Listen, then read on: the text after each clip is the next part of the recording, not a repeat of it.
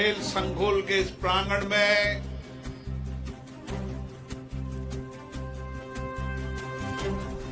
Football, basketball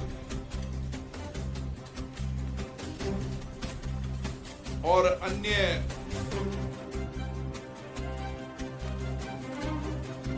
खेल मैदान की सुविधाओं के लोकार्पण समारोह में कोटा दक्षिण के माननीय विधायक श्रीमान संदीप शर्मा जी, नगर निगम के महापौर राजीव अग्रवाल जी, विवेक राजवंशी जी, जिलाध्यक्ष राकेश जैन जी, इस वार्ड के वार्ड पार्षद एडवोकेट नरेश शर्मा जी, सभी गणमान्य अतिथिगण, विद्यार्थी साथियों और इस विद्यालय के शिक्षकगण, ये विद्यालय जिसका अपना एक इतिहास है, जिसकी एक गरिमा है, विरासत है, इस विद्यालय में हमारे जैसे हजारों लाखों विद्यार्थी निकलकर अलग अलग क्षेत्रों के अंदर सामाजिक दायित्व निभा रहे हैं। ये विद्यालय इसलिए भी विरासत है कि कोटा के सारे क्षेत्रों के लिए, विशेष रूप से गुमानपुरा और महात्मा गांधी दो बड़े विद्यालय हुआ करते थे, जहां पर हजारों की संख्या के अंदर विद्यार्थी अध्ययन और प्रशिक्षण करते थे। समय के अनुसार परिवर्तन हुआ, विद्यालय में संख्या कम होने लगी, लेकिन फिर से इस विद्यालय के अंदर संख्या पर्याप्त है और मुझे खुशी होती है इस विद्यालय में वापस एडमिशन लेने के लिए प्रतिस्पर्धा भी होती है। ये विद्यालय हमारी शिक्षा के, हमारे संस्कारों के, हमारे विचारों के बुनियादी के केंद्र है। इस विद्यालयों से, इस शिक्षा मंदिर से हमारे जीवन का व्यक्तित्व निर्माण होता है। यहाँ पढ़ने वाला हर विद्यार्थी कड़ी मेहनत और परिश्रम से देश और राष्ट्र के निर्माण में अपना योगदान देता है। मुझे आशा है यहाँ पढ़ने वाला विद्यार्थी और कठिन परिश्रम कर आत्मविश्वास से, नए संकल्प के साथ देश और राष्ट्र को आगे बढ़ाने का काम करें। विशेष रूप से मैं इस विद्यालय का इसलिए जिक्र करता हूं कि यहां पर पढ़ने वाला विद्यार्थी अध्ययन तो करता ही था, लेकिन यहां पर विशेष रूप से खेलों के प्रति भी विशेष उत्साह हुआ करता है। यहाँ की टीम जिले में, राज्य में हमेशा प्रतियोगिता के अंदर, प्रतिस्पर्धा के अंदर नेतृत्व भी करती थी और फर्स्ट भी आती थी। अब हमारा प्रयास होना चाहिए, जुनून होना चाहिए। जो भी विद्यार्थी विद्यालय में पढ़ने आए, अध्यापक अपनी जिम्मेदारी निभाए कि वह कोई ना कोई खेल के मैदान में जरूर आए। जो विद्यार्थी खेल के मैदान में आएगा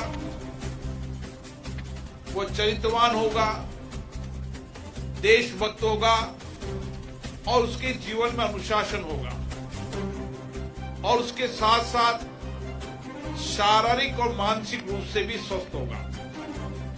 और आज मुझे खुशी है, कोटा बूंदी लोकसभा क्षेत्र के अंदर खेल मैदान की एक नई श्रृंखला बन चुकी है।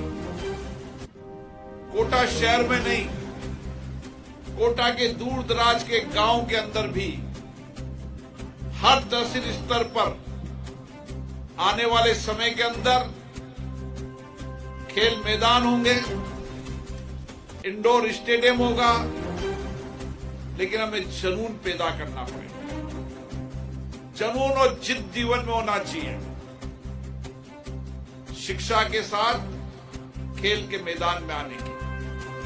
और मैं देख रहा हूं ये फुटबॉल ग्राउंड यहां का, पहले फुटबॉल ग्राउंड उस ग्राउंड में खेला जाता था जिसके अंदर अभी पार्किंग बन गई है। अब ये फुटबॉल ग्राउंड, इसकी जो कमी माननीय पार्षद साहब ने इंगित कराई है, मैंने अधिकारियों को कहा है कि 1 वर्ष के अंदर इस ग्राउंड को लोग देखने आए और गुमानपुरा के आसपास के लोग नहीं, कोटा के अंदर के जितने भी लोग हैं वो इस खेल के मैदान में खेलने भी आए और सुबह घूमने भी आए और घूमने के साथ उनको शारीरिक व्यायाम करने के लिए जिम की व्यवस्था भी हो ताकि यहाँ जिम भी करके जाए। क्योंकि खेल के मैदान के साथ शारीरिक श्रम के साथ जिम भी, और जिम के साथ मांसपेशियों को बलिष्ठ बनाना। मैं इसलिए कहना चाहता हूं कि एक बार मैं घूमते घूमते हम शारबाग के गार्डन में गए, तो एक अहमदाबाद का डॉक्टर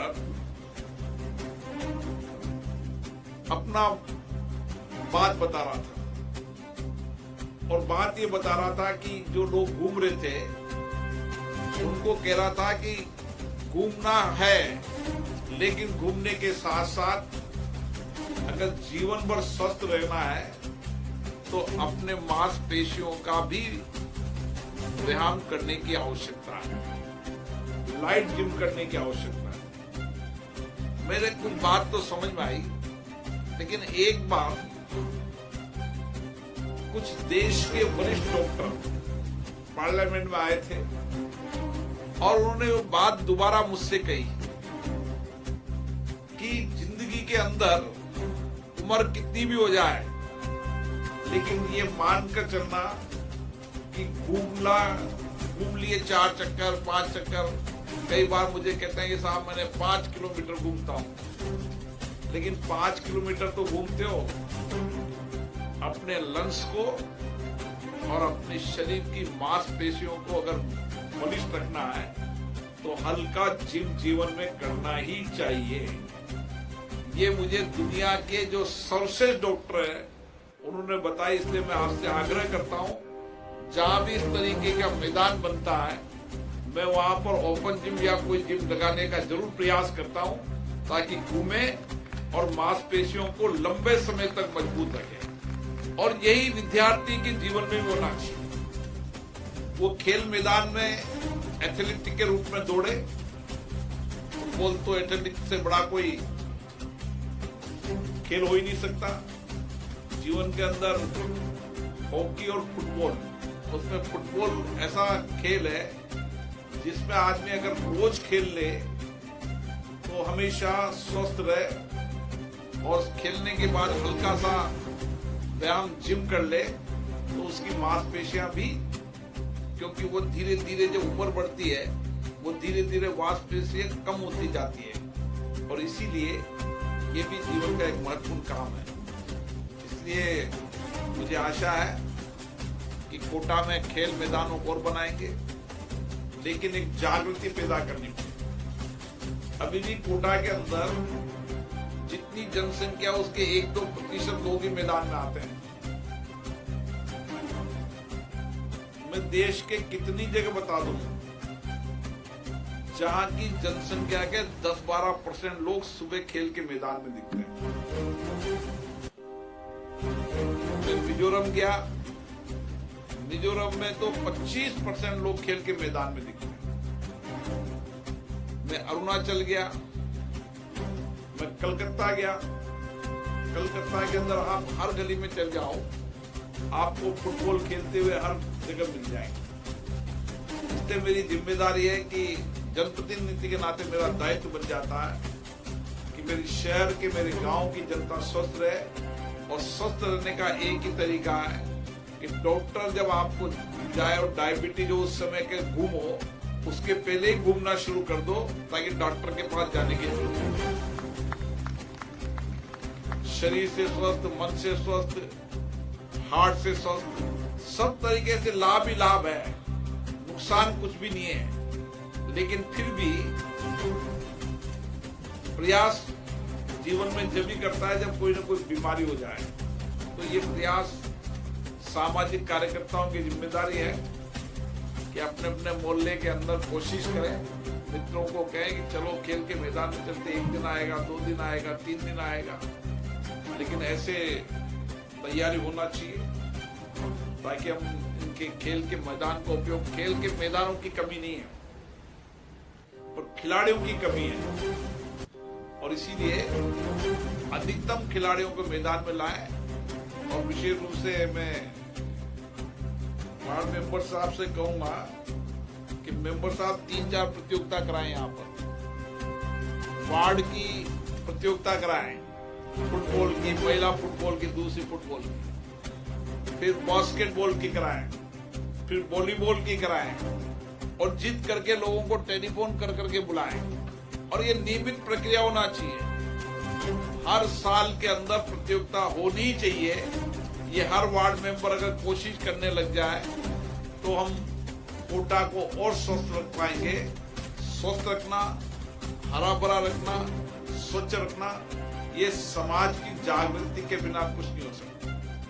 मैं जब भी आता हूँ मल्टीपल में पेड़ लगाता हूँ, बसते नहीं है, लेकिन अब मैं आप लोगों से आह्वान करना चाहता हूँ, बाउंड्री वाल भी पेक हो गई, सब कुछ है, अगले 2 साल के अंदर आपका लगाया हुआ पेड़ वृक्ष बन जाएगा और आपको अच्छा लगा। ये गार्डन, ये खेल का मैदान जितना हरा भरा रखोगे, जितना स्वस्थ रखोगे, और सेक्रेटरी साहब नोट कर लेना, 1 साल बाद आऊं तो इससे बढ़िया मैदान में राजस्थान में कहीं नहीं होना चाहिए, ठीक है ना?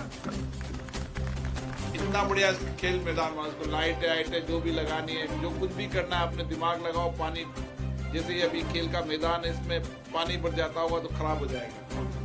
बनाते समय इंजीनियरिंग का दिमाग लगाओ, दिमाग ऐसे लगाओ कि पानी डाल के पानी कहाँ से निकलेगा, कैसे निकलेगा, ये प्लान करना चाहिए।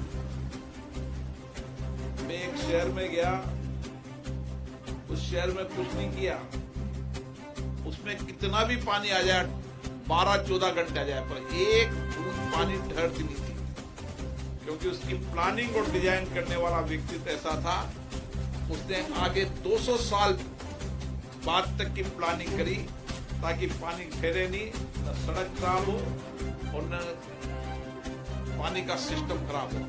पर आप खेल के मैदान बनाते हो तो आप दिमाग नहीं लगाते कि यहाँ पानी बढ़ जाए तो इसको पानी निकलेगा कहाँ से। थोड़ा दिमाग के इस्तेमाल को तेज करना करो, इंजीनियरिंग को ठीक करना सीखो। ऐसा नहीं होना चाहिए कि बरसात आए और तालाब बन जाए, इतनी बरसात आ जाए एक बूंद मैदान में नहीं बनना चाहिए, इसका प्रयास करना चाहिए। जहां भी देखता हूँ ना, श्रीनाथपुर स्टेडियम पानी भरे, सुधारने की आदत बनाओ भाई, ऐसे नहीं होना चाहिए। लाखों रुपया देश का लगता है, 1-1 रुपया लोगों का टैक्स का पैसा है, हर पैसे का ठीक से उपयोग होना चाहिए, ठीक से काम होना चाहिए, इसकी व्यवस्था करो। और 1 साल बाद ये मैदान में जब दोबारा आऊंगा तो ये मैदान राजस्थान का सर्वश्रेष्ठ मैदान होना चाहिए।